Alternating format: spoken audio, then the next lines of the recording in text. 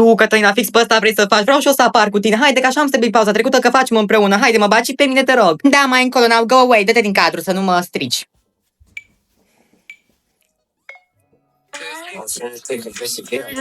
Nu uita să o ată și pe prietena ta.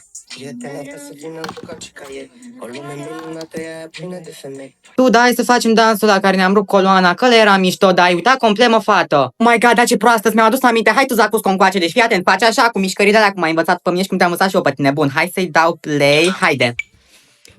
Bun, pregătește-te. Bine!